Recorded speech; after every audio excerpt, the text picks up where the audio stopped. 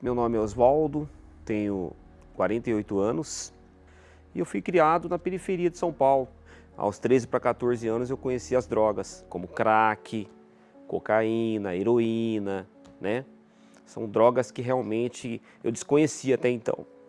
E foi aí que foi uma porta de entrada realmente para a destruição na minha vida, o mal. E quando eu vi, eu já estava viciado e comecei a cometer assaltos, comecei a roubar carro. E uma situação que foi piorando cada vez mais. De usuário que eu era nessa ocasião, aí até então eu conheci um outro lado das drogas, que eu não havia conhecido ainda. Eu vi que eu poderia ganhar dinheiro com isso também. Eu comecei a vender droga, comecei a ser um pequeno traficante. Fundei uma boca de tráfico na ocasião, começou bem pequenininho, bem pequeno o negócio mesmo, e aos poucos foi expandindo mais. E logo eu estava encabeçando o tráfico de droga. Dentro do bairro a polícia me perseguia, já me procurava para me prender porque sabia que eu era o traficante do bairro. Aí, diante dessa situação, eu me envolvi em homicídios. Houve uma denúncia que eu desconheço até hoje exatamente de onde partiu. E houve uma emboscada numa casa que eu morava, a polícia cercou o local e teve êxito em me prender. O Carandiru era um lugar muito pesado, um lugar tenebroso. Eu não dormia à noite direito, eu era muito perturbado, eu tinha sérios problemas psicológicos, e muita faca, muita arma, enfim, muita opressão tinha no ar, no lugar, eram as trevas em si.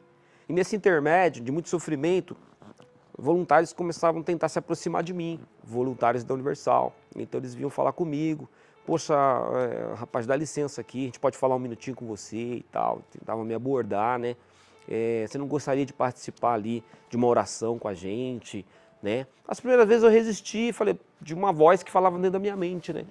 Você é bandido mal, você é bandido, agora você vai para a igreja, você é bandido, rapaz, você matou, fez isso, fez aquilo, traficou, agora você vai lá na igreja fazer oração. O que vão pensar de você? O que a rapaziada vai pensar? Pensar que você está escondido atrás da Bíblia aí, mas ao mesmo tempo eu sabia que eu estava sofrendo, que não era nada daquilo, que na verdade não era nada. Eu comecei a ver que eu não era nada. E aí um dia eu resolvi ir. E comecei, a partir daquele dia, me senti bem, gostei, eles oravam por mim, e eu comecei a me sentir bem. Ao passar dos dias, aquela opressão foi saindo de vez. Aí o pastor falou, nós vamos realizar o batismo aqui. Todos os presos que você quiser se batizar nas águas e deixar o seu velho eu para trás, você vai recomeçar tudo aqui. Eu larguei o celular, porque eu tinha celular, eu abandonei. Ainda tinha um ponto de droga na rua ainda, eu mandei parar. Eu não quero mais ver de nada errado, de drogas, de nada. Eu vou ficar aqui dentro, nem que eu tenha que lavar uma cela para alguém aqui, fazer um favor para me ganhar alguma coisa, um sabonete para me tomar banho, qualquer coisa, mas não vai. Eu já estava com aquela fé dentro de mim. E aí teve um atendimento no final e eu fui lá e fui falar com o pastor, pastor, quero me batizar agora. Aí tinha um tanque lá do lado da muralha do presídio. Naquele dia eu fui batizado nas águas, naquele dia. Eu me lembro que até a noite, engraçado, porque à noite, antes do batismo, do dia de acontecer o batismo, eu tive um sonho. Eu tive um sonho assim, bacana, um sonho legal. Eu tinha pesadelos antes, né? E nessa noite eu tive um sonho assim, super bacana, que eu entrava numa igreja de ouro. E era uma canção assim, parecia uma canção de casamento, quando a gente entra que está tendo um casamento, sabe aquelas músicas de casamento que é tocada no órgão, mas era uma canção, era algo que não se ouve aqui no mundo, parece uma coisa celestial mesmo. Que pena que eu acordei, parece que eu estava no céu já. E eu fui para a igreja, naquele dia houve o nosso batismo. Aí teve as reuniões posteriores, no meio da semana teve a reunião de busca do Espírito Santo, na quarta-feira. E eu lembro que encheu. Veio muitos presos naquele dia, encheu, estava muito forte. E naquele dia foi fantástico.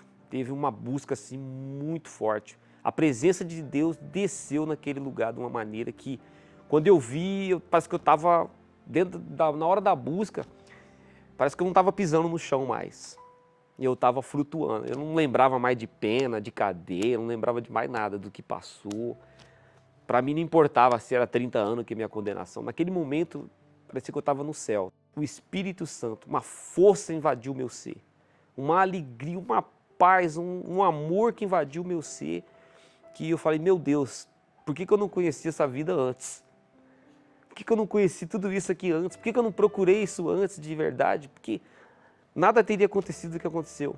Eu já não era mais a mesma pessoa, tinha uma força espiritual. As minhas palavras eram diferentes, uma maneira de pensar. Eu comecei a enxergar a vida de outra forma. Eu queria contar para as pessoas, saía. Então eu já comecei a sair ali dentro do presídio junto com os outros presos. Então eu comecei a falar com as pessoas. Tudo isso já aconteceu em 2003. Eu fiquei até 2011 preso. Eu fiquei mais 8 anos preso ainda, feliz. Eu comecei a fazer a obra de Deus dentro do presídio. Depois disso, Deus ele me separou ali dentro. Eu sentia que aquele tempo que eu estava ali era um processo de fortalecimento, de mudança, de crescimento. Seja o tempo que tiver que ser. Seja feita a tua vontade na minha vida e não a minha. Certo dia eu estava na cozinha, né? Nessa ocasião eu estava trabalhando na cozinha. Já há 3 anos eu estava na penitenciária trabalhando. Até o funcionário falou, rapaz, você vai para o semiaberto hoje. Mas, sinceramente, eu tô triste de saber que eu não vou te ver mais aqui perto da gente. Eu consegui agradar todo mundo. Eu consegui agradar ali todo mundo. Praticamente eu era amigo de todos os presos. Os funcionários gostavam de mim por causa do meu comportamento. Os carcereiros, eles trabalham sob pressão. A qualquer momento, o presídio pode ter uma rebelião. E eu sabia o que aquele carcereiro estava sentindo. Às vezes eu via ele em pânico, desesperado. Ali por trás daquele carcereiro tinha um pai de família. Tinha um ser humano que estava ali para trabalhar, para ganhar o salário dele, para sustentar a família dele. Então, eu cheguei a fazer oração para o funcionário. Eles tinham uma confiança tão grande em mim que, em certo momento, eu perguntei se ele queria que eu fizesse uma oração, mas não precisava ele se aproximar de mim. Eu me lembro o nome desse funcionário, era seu Marcos. Então, nesse dia que eu falei para ele, eu posso fazer uma oração para o senhor, seu Marcos. Ele falou, não, rapaz, pode orar por mim, eu aceito sim, né? Eu aceito sim. Aí, eu fiquei até sem jeito, porque ele falou, não, você pode orar aqui perto de mim, chega aqui. Pode pôr a mão, você quer pôr a mão na minha cabeça? Pode pôr a mão na minha cabeça. E eu falei, poxa, eu sou um preso, né? Eu sou um presidiário, um homem que cometeu tantos crimes.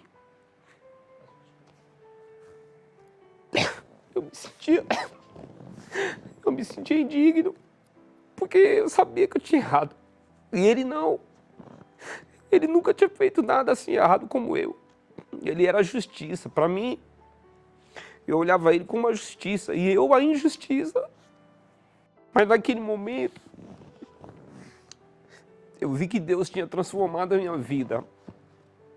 Que Ele tinha me perdoado. E que eu era um novo homem, que Ele tinha dado uma autoridade para mim. Que eu já tinha uma autoridade naquele lugar. Eu era uma pessoa de Deus ali.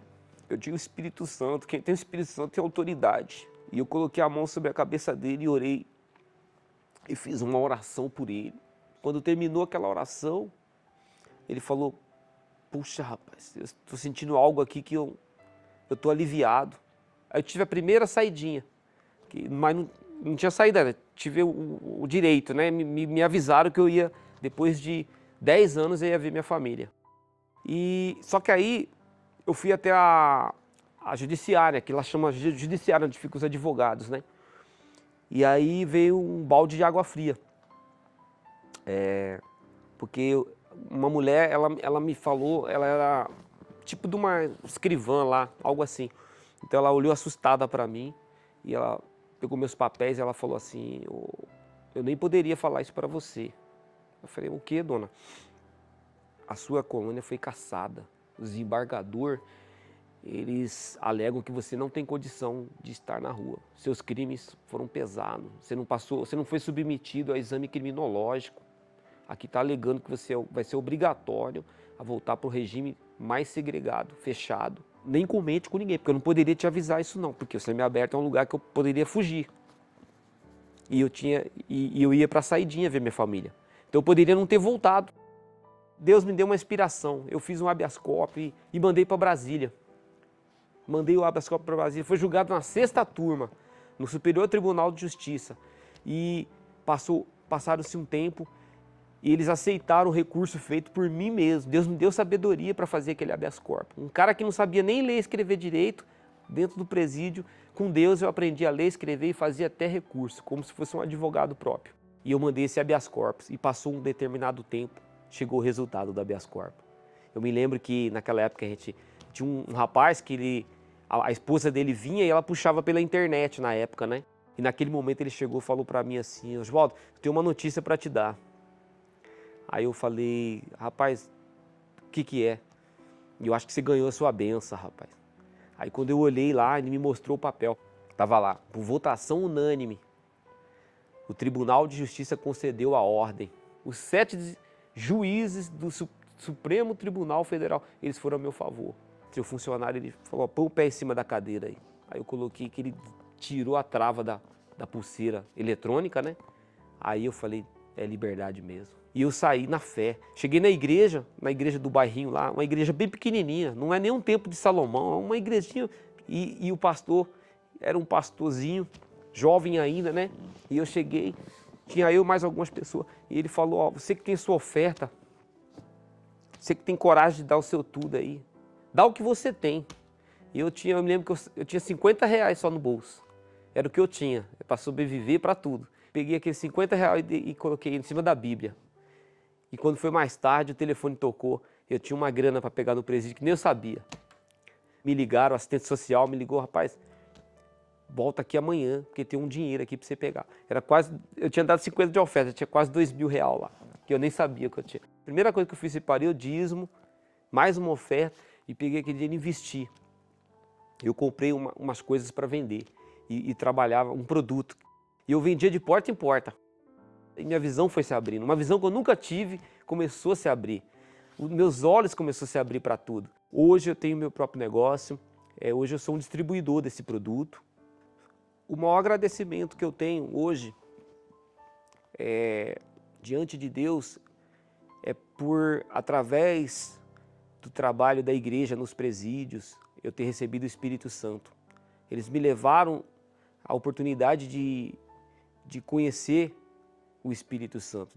O meu maior sonho é realmente entrar no céu. Eu não tenho um objetivo maior do que isso aqui no mundo, né? E ganhar almas.